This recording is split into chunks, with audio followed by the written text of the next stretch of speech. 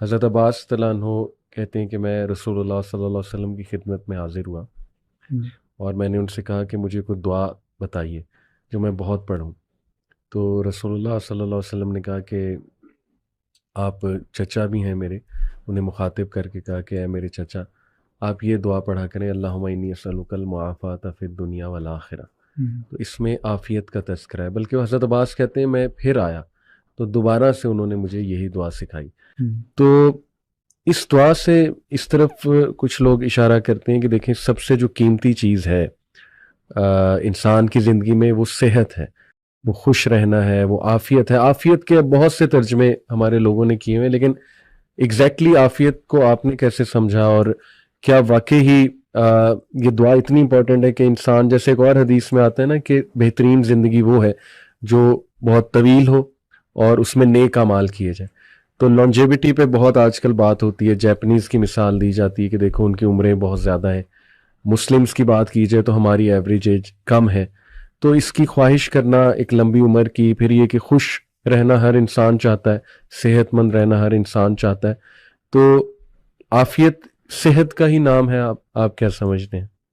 جی، البته گزارش ہے کہ عربی جو ہے وہ ام الالسنہ ہے، زبانوں کی ماں ہے.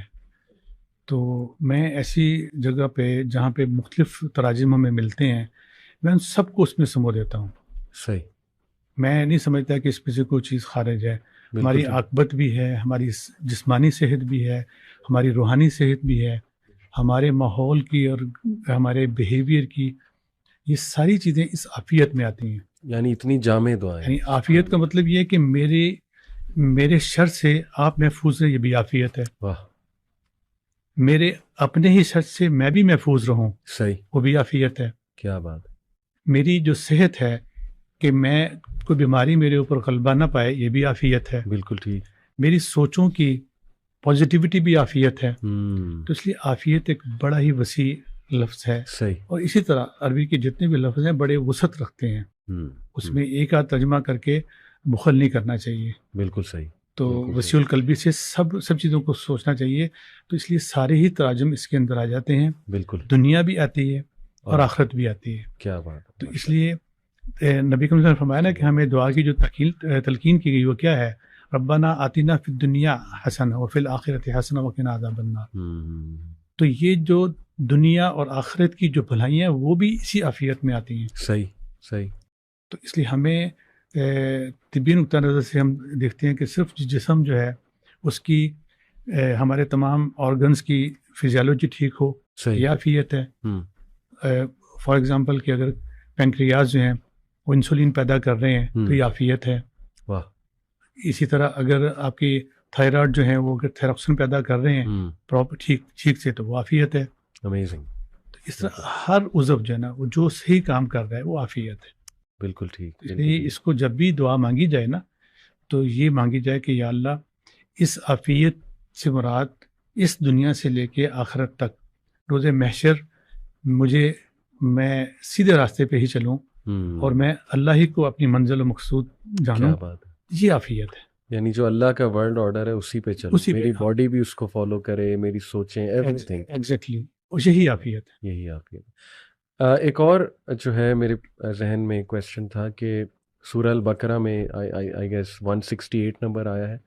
اس میں اللہ حکم دیتے ہیں کہ طیب ڈائٹ کھاؤ، پاکیزہ خوراک جو ہے وہ کھاؤ، اور بلکہ اگلی ہی بات یہ کی جاتی ہے اور شیطان کے قدموں کی طرف نہ چلو، یعنی فٹ سٹیپس آف شیطان کی طرف نہ جاؤ. تو اس میں بھی آج کل بہت بات ہو رہی کہ طیب ڈائٹ ہے کیا یہ آرگینک ڈائٹ کا نام طیب ڈائٹ ہے، جیسے کہ خالص جو چیزیں ہیں، جو آج کل ڈبے کی خوراک آپ کو پتہ ہے، فاسٹ فوڈ ہے، پھر جینیٹیکلی ماڈیفائڈ فوڈز، پوری ایک انڈسٹری ہے. تو کیا وہ طیب ڈائٹ نہیں ہے، وہ ناپاک ڈائٹ ہے، اور پاکیزہ صرف وہ ہے جو بس ہمیں نیچرلی مل رہی ہے؟ اس میں درجات ہوتے ہیں. خوراک ہو یا کوئی بھی دنیا کی چیز ہو اس میں درجے ہوتے ہیں. صحیح. A+ ہے، اے ہے، بی ہے، سی ہے. تو طیب کا پھر وہی معنی، عربی کا لفظ اس کا معنی عام طور پہ عرب جب کسی سے پوچھتے نا کہ کیف حال ہو، تمہارا حال، تمہاری طبیعت کیسی ہے، تو آگے سے جواب حسن بھی کہتے ہیں، طیب بھی کہتے ہیں. جی ایسے ہی. اب طیب کا مطلب کیا ہے کہ انسان کا جو جسم ہے وہ اچھی حالت میں ہے. تو ایک تو ہم اس سے یہ ترجمہ لیتے ہیں کہ اگر غذا تازہ ہے، عمدہ ہے، وہ طیب ہے. صحیح. اگر وہ باسی ہے تو وہ غیر طیب ہے. باسی چیز جو ہے وہ اپنی بہت ساری چیزیں وقت سے کھو دیتی ہے. صحیح. یا تو اسے پروسیس کیا جائے، مثال کے طور پہ کہ دودھ ہے، ہم دودھ کو جب پنیر کی شکل میں لے جاتے ہیں صحیح. تو پروسیسنگ ہو جاتی ہے، پھر وہ پڑا رہے نا کئی مہینے پڑا رہے یا برسوں پڑا رہے تو وہ طیب ہی کہلائے گا. اچھا. کیونکہ وہ پروسیس ہو چکا ہے، اس میں سے جو خرابی کی چیزیں تھیں وہ نکال دی گئی ہیں. ٹھیک. پھر ٹھوس ہو گیا. صحیح. اسی طرح بہت ساری چیزیں جو آرگینک چیزیں جو ہم کھاتے ہیں ان کی اگر شکل نیچرل پروسیس سے بدل دی جائے تو وہ طیب رہتی ہے. ٹھیک. ادروائز اگر ہم دیکھتے ہیں کہ ہم عام طور پہ ایک روٹی جو آج کی پکی ہوئی ہے وہ کل ہم اسے باسی ہی کہیں گے، وہ طیب نہیں رہے گی. صحیح. تو اس لیے غذا کے حوالے سے تو یہی ہے کہ اس کے گریڈ میں فرق آ جاتا ہے. اب جہاں تک آپ کے سوال کا دوسرا تعلق ہے کہ کیا جو نان آرگینک ہیں یا جو جینیٹیکلی پروڈیوس جو ہیں غذائیں ہیں، یہ پھر سیکنڈ کیٹیگری میں آئیں گی. یہ اے پلس میں نہیں رہیں گی. صحیح. ہیں تو وہ طیب، لیکن ان کا گریڈ وہ نہیں ہے. کس حوالے سے گریڈ وہ نہیں؟ یعنی فوائد کے حوالے سے؟ فوائد کے حوالے سے. صحیح.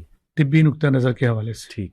ٹھیک. مثال کے طور پہ کہ یہ آرگینک ایگ جو آتا ہے جسے ہم دیسی انڈا کہتے ہیں، بعض جگہ سے براؤن ایگ کہتے ہیں یا وائلڈ ایگ کہہ دیتے ہیں. یہ جو انڈا ہے یہ ہیچیبل ہے.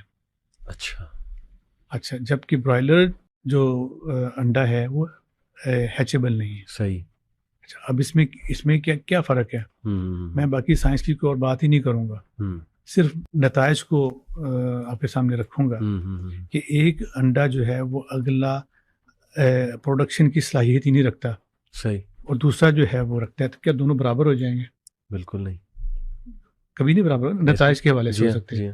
بھلے ہی اس میں سائنسدان یہ کہتے ہیں جی کہ اس میں جو ہے نا منرل زیادہ ہے، اس میں پوٹاشیم زیادہ ہے، اس میں